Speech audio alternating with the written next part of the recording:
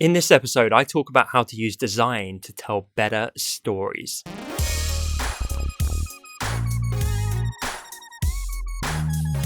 Welcome to episode 118 of the Honest Entrepreneur Show, where I help creatives like you to master your marketing. My name's Tom Ross, and let's get into the show. Guys, I got some sad news. Marco, who is our video and audio expert here at Design Cuts, which is where I'm currently filming in my company's offices, he's leaving us to go and pursue a freelance career. So whilst it is sad news, it's very much bittersweet because we're of course super happy for him. And I think the exact words Marco used were, I'm actually going on to pursue this dream because Tom, you are an absolute inspiration to me. One of a kind. Your content has motivated me to.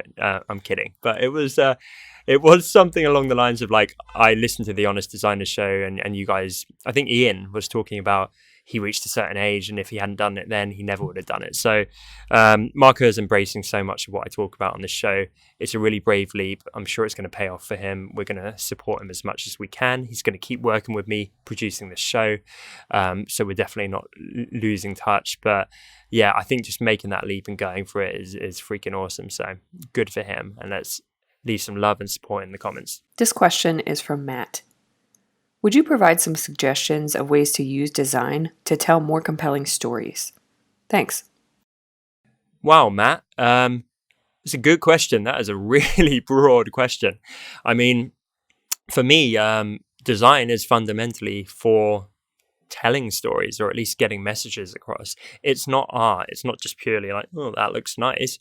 Design is a street sign. You know, it has a functional purpose. Design is a website. It's often done with a purpose in mind, and often that purpose kind of intrinsically links to storytelling. So there are endless ways to do it.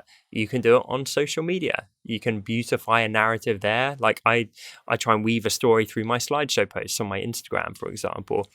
But I mean, just endless ways. Like I think a good story needs to have intrigue and depth and character and all these things. And so that's what in the past, when I was doing more design work, I would try and breathe that into my brand work and my website work and that kind of stuff. So I'm not exactly sure if that's what you're talking about, but I'm going to run with it anyway.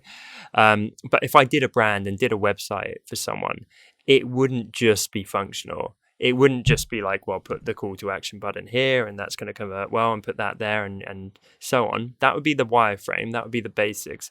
But I would always try and capture the client's story and breathe that into the website.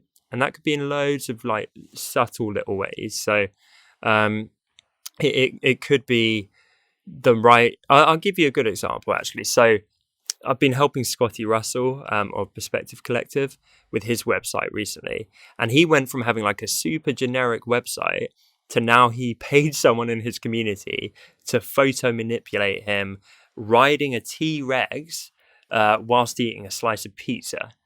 Have you seen that, Marco? Okay, I need to show you. Otherwise, it's just freaking crazy. It's this awesome graphic. And that's because that's what he's known for. That's part of his story, right? The man loves pizza. And he also likes dinosaurs and lasers. I think there's a cat or something flying through space, shooting lasers out of his eyes. That's all part of his brand and his story. So for me, that is the best part of design because I can do all the functional stuff and I can get the conversions and the results that the client wants. But I think the magic really happens where you just breathe that special secret life into a project by capturing the very essence of what that client or that company is about. And that could happen in the most subtle ways.